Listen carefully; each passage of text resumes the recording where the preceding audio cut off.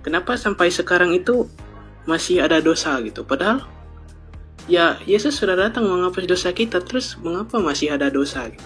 Zefanya 3 ayat 17. Tuhan Allahmu ada di antaramu sebagai pahlawan yang memberi kemenangan. Ia bergirang karena engkau dengan sukacita, ia membaharui engkau dalam kasih-Nya, ia bersorak-sorak karena engkau dengan sorak-sorai.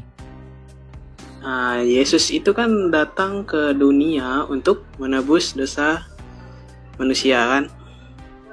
Nah, pertanyaannya, soalnya ini Kak, ini masih jadi kebimbangan saya, pertanyaan saya gitu. Kenapa sampai sekarang itu masih ada dosa gitu? Padahal ya Yesus sudah datang menghapus dosa kita, terus mengapa masih ada dosa gitu?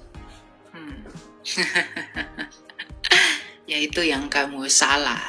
Yesus tidak datang tebus dosa. Kamu tahu nggak arti tebus itu apa?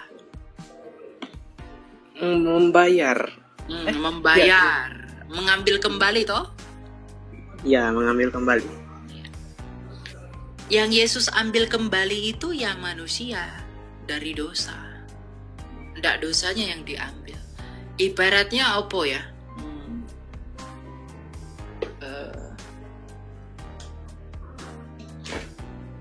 Sesuatu di dalam kotak ini. Nah, kamu ada di dalam kotak ini. Ya. Ini anggaplah ini dosa. Saya kasih apa ya? Koin inilah, bentar ya. Nih koin. Ini koin di sini. Dia ini di dalam kotak lah. Anggaplah ini di dalam kotak. Ya. Yesus itu mengambil seperti kamu mengambil koin ini dari kotak. Yesus pun begitu mengambil kamu dari dosa. Dia mengambil kalau kotak ini adalah dosa, maka kamu ini diambil Kristus dari dosa. Karena kita sudah terjual di bawah kuasa dosa, maka Yesus mengambil kita kembali menjadi miliknya. Ya.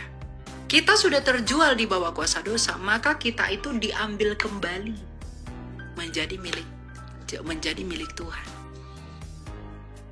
Melalui kematian. Makanya ayat Alkitab berkata, Dia yang melakukan surat hutang dosa kita di kayu salib.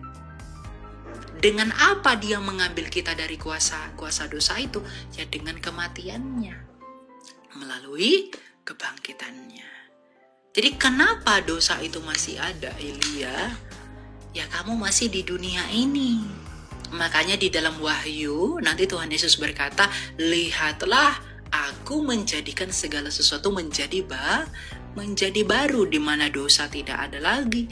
Maka penderitaan, kesakitan, lain-lain itu tidak ada lagi.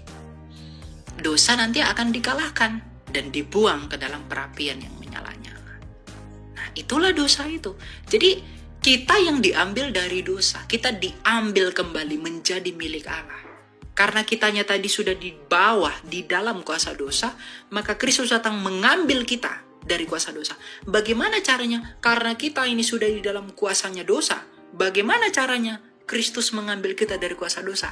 Dia injak dosa ini dengan mati bersama-sama dengan kita, maka Dia kalahkan kematian ini, maka kita dibebaskan. Dia bangkit, maka kita pun bisa dihidupkan.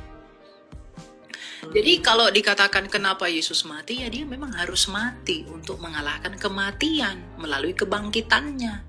Dengan caranya, dengan matinya Ia, itu membuktikan bahwa Dia mengalahkan maut itu. Kalau Dia tidak mati, Dia tidak bisa bebaskan kita. Karena dengan kematiannya Dia mengambil kunci maut itu dan menginjak maut itu dan bangkit hidup kembali. Iblis dikalahkan.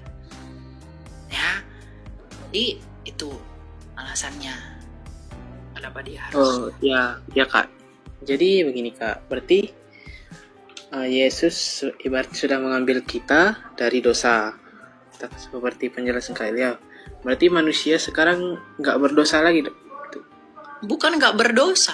Kuasa maut dan kematian itu tidak lagi berkuasa atas kita. Dosa tetap ada. Tapi kita tidak lagi di dalam kuasa maut itu. Dan itu tidak bisa kamu nilai di dunia. Itu nanti setelah kematianmu. Kalau kamu sudah mati dan kamu tidak percaya Yesus, dosamu itu akan membawa kamu ke dalam alam maut. terpisah dengan Allah. Tapi ketika kamu percaya Yesus, malaikat akan datang menuntun rohmu ke Firdaus. Waktu itu nanti kamu rasakan, kamu tidak rasakan sekarang. Karena roh ini kan yang kekal. Tubuh ini tidak. Tubuh berdosa ini tidak. Oke, baik. Terima kasih Kak Elia. Shalom. Ya, gitu ya. Oke.